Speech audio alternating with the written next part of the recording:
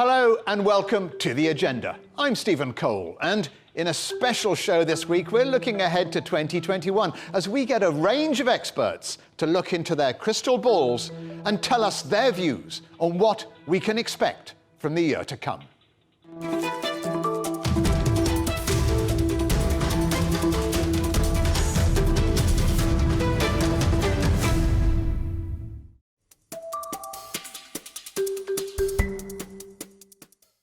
It's clear the pandemic sent the global economy into one of its worst recessions on record.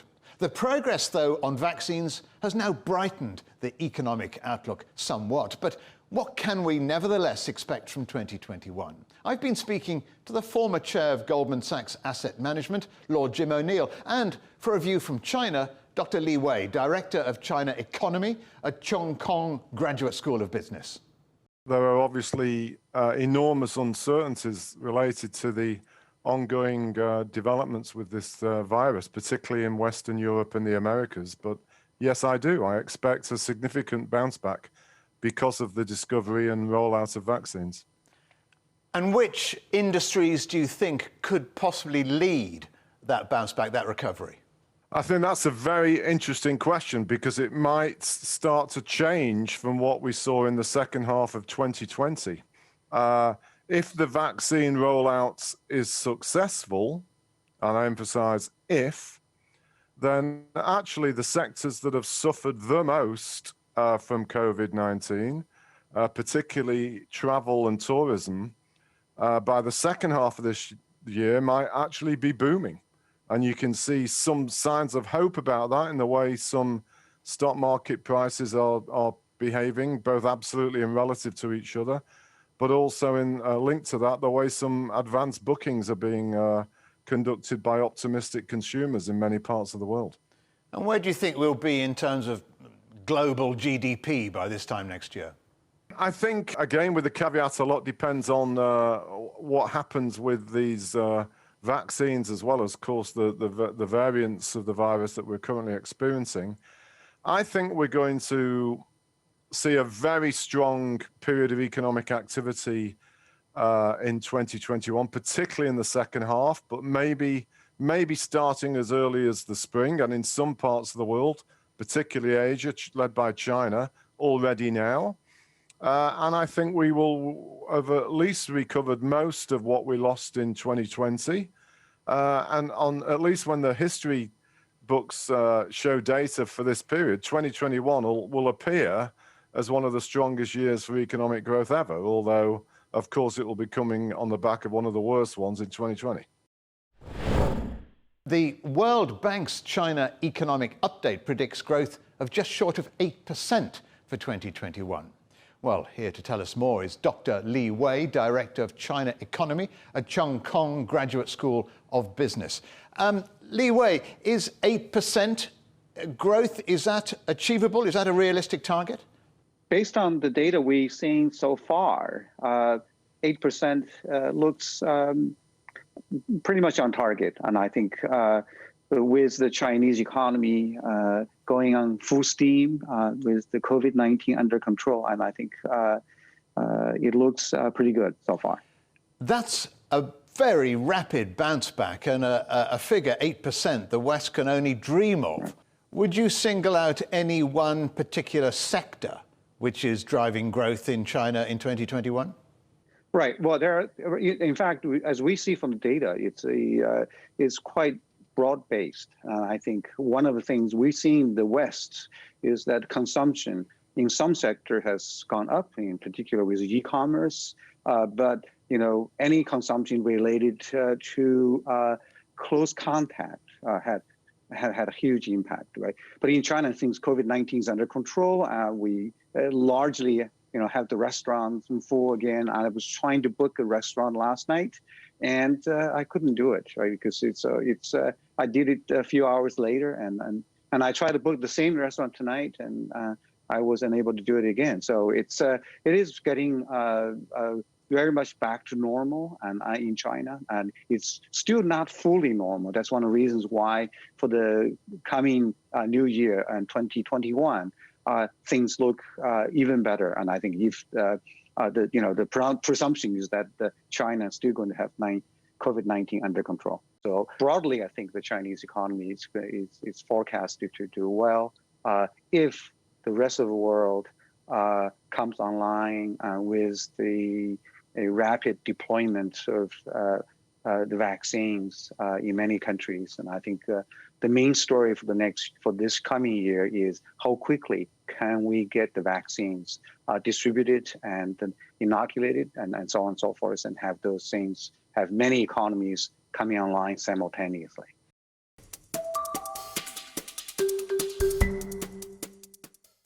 The World Health Organization has rarely, if ever, dominated the headlines as much as it did in 2020. In charge of the global response to the COVID-19 pandemic, its role in bringing the world back to a new normal has never been more vital to the future of a healthy planet. So what exactly is 2021 likely to bring for the World Health Organization? Well, with me now is WHO spokesperson Dr. Margaret Harris. Dr. Harris, what is the WHO expecting from 2021? We're expecting that all that we've learned this year, all that we've learned from the science, but also about working together, achieving solidarity, will bring us the tools to stand up, fight, and beat this virus in 2021. Some of that will be vaccination, but it will also be the testing, and it will also be the social behaviors that we've learned work. We do it all together, we will see the end of this pandemic. And what will the role be of the WHO in rolling out the vaccines? Well, indeed, it will be a huge role. So way back at the beginning of this pandemic, we set up something called the ACT Accelerator. And one part of that is a vaccine delivery system called COVAX. And the aim of that is to get vaccine to every country in the world. We've already prioritized the populations that need to be vaccinated first. That's healthcare workers and people who are most vulnerable to getting very sick and dying from the disease, older people and people with underlying illness. Now, we calculated that that's 20% of the population in every country. So it's a very big job. But we've got the commitment of countries representing more than 80%, 90% of the population of the world. And so we know we can do it. What do you think you've learned from the extraordinary events of 2020? And how will what you have learned change the way you operate in 2021-22? We've learned that preparedness is key. Really learning from previous outbreaks, previous experiences, and not just learning, but applying those lessons. We've seen that in the countries that have been able to bring down or control the transmission of this virus without having to resort to anything beyond strong public health measures. And also what's key is having a strong health system that everyone has access to, universal health coverage, and an excellent primary healthcare system so that people can get care just down the road from trusted people. Where that is functioning well, countries' populations have done better with this pandemic. But of course, we all need to do better and really strengthen those things in 2021.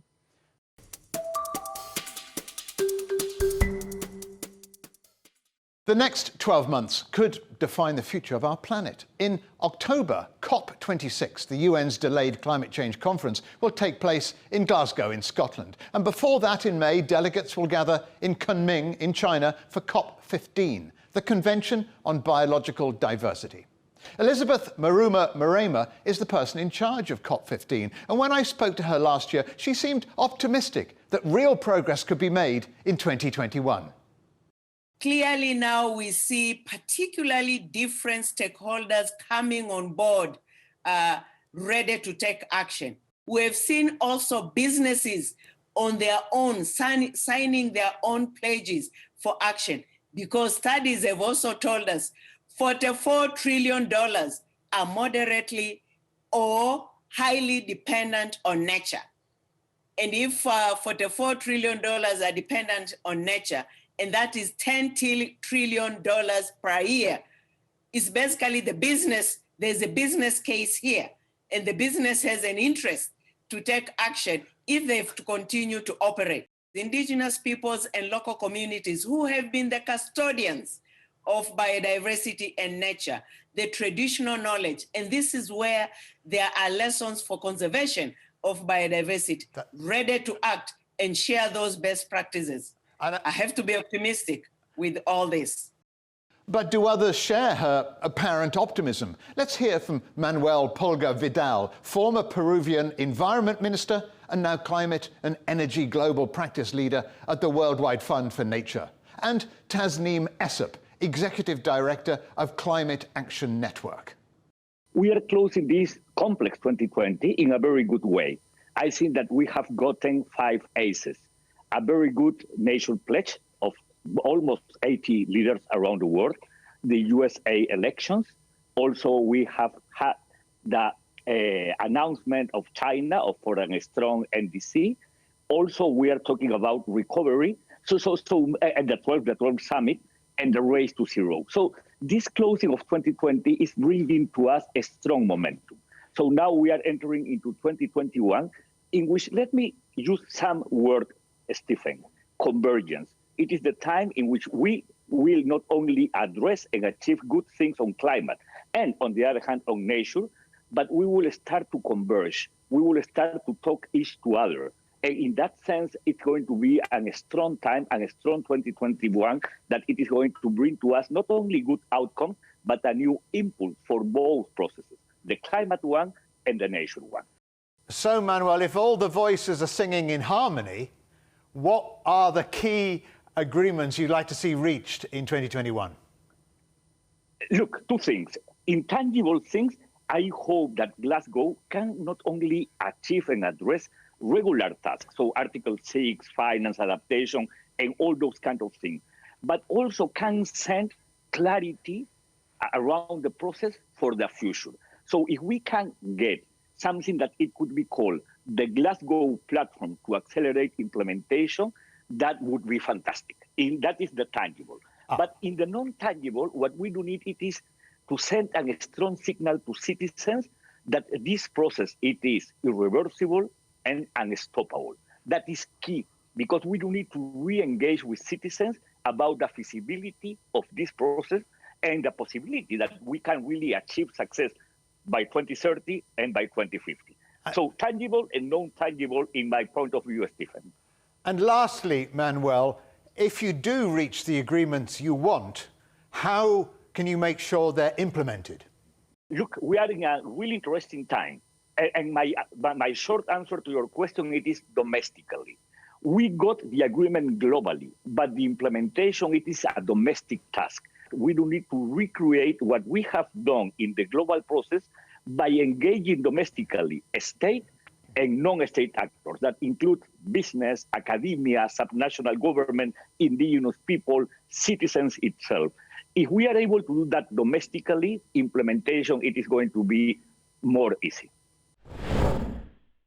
What's important for 2021 really pulls out the key lessons that we learned in 2020. And so while, of course, the environmental focus is going to be seriously important, we need to recognize that the key lesson that we learned out of 2020 was the fact that, the pandemic, the health pandemic, and the climate impacts that we experienced during 2020 had the same impacted communities across the world. So those who would hit the hardest were those who were living in poverty, those most vulnerable on the front lines were the frontline health workers, frontline communities living on the front lines of climate impacts, and they are the same communities, the same people. And so the big issue, I think, for 2021, when it comes to environmental issues, is to make the links between those vulnerabilities. We do need to look at going beyond the current obligations, because we have to look at the funding, in the long-term funding, and that will be discussed, in fact, at the Glasgow COP. And so they have to come ready with those commitments as well. So fulfill your existing commitments to 2020, as well as looking at the kinds of commitments you will put on the table for post-2020 period as well. And the ultimate hope for both of us, and I'm sure many others as well, is that by this time next year, the world will be a greener place. Well, I hope that by this time next year, the world will be a greener place, a healthy place, a more just place, a more equitable place. And that can only happen when we have international solidarity, when rich nations recognize that they have to support and stand in solidarity with poorer nations, both in terms of the health pandemic and, we've already seen what's happening with the access to the vaccine and, again, the kind of inequity that exists around that, very similar to the kinds of solutions that we need to address climate impacts and the access and the equity around that. So my hope is that next year, this time, more politicians, but more importantly, people across the world recognize that we have to address the climate crisis with urgency, but also all these multiple crises are connected and we have to look at it holistically. Still to come here on the agenda. Back to the skies. Can the airline industry take off once again in 2021?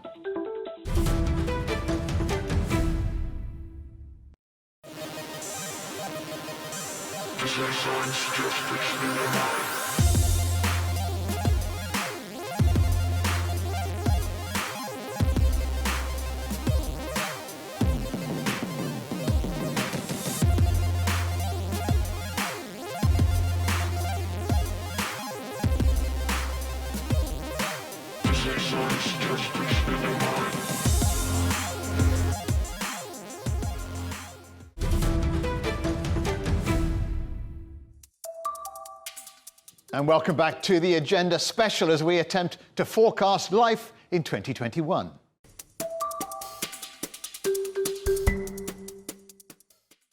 There were few industries that were hit harder in 2020 than aviation.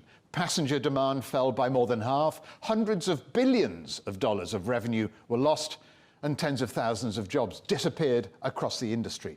But is there now some light on the horizon for 2021? Here's the view of the Director General and CEO of the International Air Transport Association, Alexandra Dezuniak, and Senior Travel Editor of the independent newspaper, Simon Calder. The good news, as everyone knows, is the arrival of the vaccine. Well, the vaccine should, start by the beginning of 2021, but should be available on a large scale, not before mid-2021. So it means that at this date, and it's our central hypothesis, we would normally see borders being significantly and reopened all over the world. What we are advocating for is for states not to wait for that date, but to reopen their borders to allow the air traffic to restart. And we are proposing that not a simple removal of the travel restriction, but a replacement by a systematic testing. What can you say to people to persuade them to go back in the air again? We are not worried about the appetite to fly. When we look at domestic market in countries that have successfully fought against COVID-19, and China is probably the best example, on the Chinese domestic market, the level of traffic is at the same figure as 2019. So massively, Chinese passengers have come back on Chinese airline flights on the Chinese domestic market. It is also a situation, not at this level, but that we see in the US domestic market that has dropped, but not as much as the international market. So the appetite is there. The point is that governments are closing their borders either by closing simply purely and simply the borders, or by putting travel restrictions and particularly quarantine measures that are a major deterrent for passengers to come. We estimate that when there is a risk of quarantine en route, either at the destination or at the country of origin, the impact on the bookings is simply minus 100%. I'm predicting very, very quiet January, February, and then sometime from the middle of March to the end of April, we are going to see a really strong blossoming of travel, or at least opening up of nations which are very tourism dependent, saying, look, yes, we know that we're opening up is bringing a risk to our population, but frankly, our economy desperately needs it. Hundreds of thousands of our citizens rely on tourism. But if you take East Asia, Vietnam, Thailand, Australia, New Zealand, looking to Australasia, they have done incredibly well. They are not in the mood for inviting, for example, Brits to come over and just holiday like they did before, because, well, frankly, they believe that we pose a significant threat. One of the biggest and fastest growing sectors in the travel business is the cruise industry. Is that finished for 2021, perhaps starting again 2022?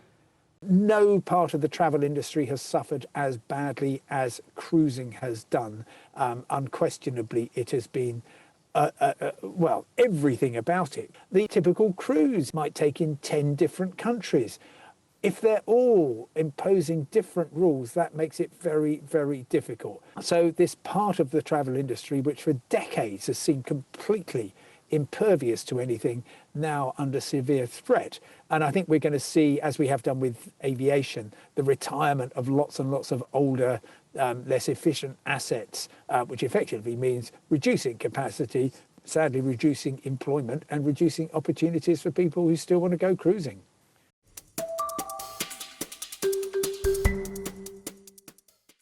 "2020 was a terrible year for sport, with everything from the Olympic Games to the European Football Championships postponed. Both are due to take place in 2021, but will fans be able to be there? Let's speak now to double Olympic gold medalist and president of World Athletics, Lord Sebastian Coe. Seb, will the Olympics go ahead, first of all? Yes, I'm pretty sure they will. Look, these are particularly uncertain times, and again, if we'd been talking about this a few weeks ago, then I think we could have been absolutely certain. But I'm still pretty sure that every attempt will be made to get them off and running. I took a small delegation from World Athletics just a few weeks ago to Tokyo, our technical teams that looked at our road courses up in Sapporo as well. And I met everybody really from the president of the organizing committee through to all the venue managers and the municipal authorities in Tokyo, the governor of Tokyo. And there is a cast iron determination to get these games off. I think we recognize they're going to be different, and they're going to be different for the athletes. If you just imagine 10,500 competitors alone and probably another 6,000 or 7,000 admin staff on top of that in the village, that in itself is a huge challenge around feeding times and around call rooms and protocols before competitions and social distancing. And that's just one sliver of it. But look, I wake up pretty much most mornings grateful that it is Japan that's dealing with this and not some other countries, because there is a fortitude, there's a resilience, and there's a capacity and a competency in Japan and a real fortitude to do this. And an Olympic Games with or without spectators? Well, I obviously hope with spectators. The spirit of the Games is in large part determined by passionate fans, and you want every athlete in that stadium, as we had in London, to feel that they were competing in front of a home crowd. We achieved that in London because, of course, London has such a rich community mix. But look, if the situation determines that we have to either have a stadium without fans or a stadium with limited numbers, I think the athletes themselves are now at that point where, frankly, they'd probably take anything. They've had a year of little or no competition, although in world athletics we did manage to get a pretty good season up and running and some outstanding performances at the end of the year. But look, you know, athletes don't wake up each morning to train, however complicated the surroundings are, and particularly around COVID. They wake up to train to become world-class athletes, and there is no bigger platform than the Olympic Games. So they're pretty keen to get there under pretty much most circumstances. Double Olympic gold medalist Sebastian Coe there. And finally, we couldn't have a forecasting show without looking to the stars to see what they have in store for us. 2020 certainly wasn't what we'd been expecting, and nobody is sure what's going to happen in 2021, except perhaps astrologer Susan Miller. And Susan joins me now from New York. Susan, lots of planetary activity. Does that augur well for 21? Saturn and Uranus are clashing. Saturn rules all things that must be preserved from the past. Landmark buildings, Buckingham Palace, old beautiful letters from George Washington or the Queen, estate jewelry. Uranus wants to bulldoze everything and create new and innovative. Now, some things will be obvious. Oh, we need to keep this, and we need to change this. But it's that gray area that all year, these two planets will be banging and clanging and thumping around the heavens, and they're birth pangs for a new way of life. It's rebuilding, and there's a public forum. We're going to decide what stays, what goes. We don't have to go back to our old life, and I don't think that's even a possibility. We will create a new life that's more fitting. Also, the planets are moving into Aquarius. Aquarius is a sign of groups working together. They don't care who gets the credit, and they're saying the reason the vaccine came out so fast is nobody cared who got the credit. We had an emergency, and the US was working with England, with Germany. You know, people were working in teams, and you're going to see a lot of that in the future. And people will not rely on the government for stimulus. It will be more philanthropy and people helping people on any scale that they can, because Aquarius is very humanitarian. Thank you so much for telling us what is going to come in 2021. The economist J.K. Galbraith once quipped that the only function of economic forecasting is to make astrology look respectable. And there's no doubt with normal life so thrown off course by COVID-19, you might be forgiven for ignoring economists and studying the stars instead. But we'll try. What is next? Well, now that Brexit is signed and sealed, the big questions are COVID and climate change. First, COVID. And the long-tail economic and political effects could make the coming decade a very tough one indeed, except perhaps for China. It is likely to be the only large economy to show positive growth this year. Industrial production is up year on year, so are retail sales. And in 2021, Chinese GDP growth is tipped to come close to 8%. There is a real possibility that China's economy will overtake the combined gross domestic product of the European Union in the coming year. Now, climate change. Joe Biden plans to announce America's return to the Paris Climate Accords, and Boris Johnson will host this year's UN Climate Change Conference and also chair the G7. Both leaders are keen to be in the green vanguard. The German elections in September could well yield a Christian Democrat chancellor sharing power with the Green Party. Across Europe, Conservative parties will be including Green Party policies, gambling that it provides a bridge back to lost voters who are searching for high-minded and responsible politics. With a renewed sense of urgency and well-targeted funds, technological solutions could be found to cut carbon emissions more quickly and at less stratospheric costs. Coming up on a future agenda, food for thought. We'll consider the growing cost of the global obesity crisis. Don't forget, for more agenda content, you can visit our website or you can follow us on Twitter and Facebook. But for now, from me, Stephen Cole, and all the agenda team here in London, it's goodbye.